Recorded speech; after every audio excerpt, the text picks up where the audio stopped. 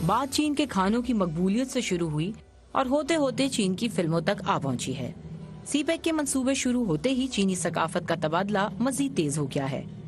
Pakistan national council of arts ने हाल ही में 10 चीनी फिल्में दिखाने का एहतमाम भी किया, मगर सवाल ये है कि पाकिस्तान और चीन के दरमियान सकाफती इक़दार किस हद तक मुश्तरक हैं। म्यूज़िक में स्केल्स बड़े सिमिलर हैं, कल्चर इनका बड़ा रिच है, हेरिटेज बहुत ही रिच है, और हम एट पार हैं। फिर हम ज़्यादा इंटरेस्टेड चाइनीज़ मार्केट में, फिल्म मार्केट में, that's the biggest market now. ऐसे में जबकि इंडिया की फिल्में दिखाने पर पाबंदी आयद है, शायकीन खुश भी होते हैं कि किसी और देश की कहानी देखने को तो मिली। चाइना के साथ सकाफती ताल्लुकात बढ़ाने में यकीनन कोई मुज़ायका नहीं, लेकिन क्या पाकिस्तान के लोग चाइना के साथ वाकई ही सकाफती तौर पर अपने आप को करीब समझते हैं?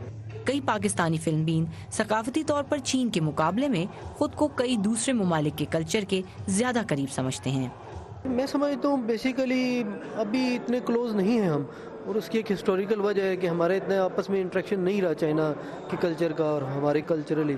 एक तरफ जहां फिल्म बीन चीनी फिल्मों से लुत्फानंदोज होने के साथ साथ इन्हें समझने की कोशिश करते नजर आते हैं, वहीं बहुत सौ का इसरार है कि ये फिल्मी मेले सिर्फ चीन की फिल्मों तक महदूद नहीं होने चाहिए। हमारी जो नेबरिंग कंट्रीज हैं उनकी मूवीज क्यों ना आए, बिल्कुल आनी चाहिए। इससे कंपटीशन बढ़ता है और हम सीखते हैं।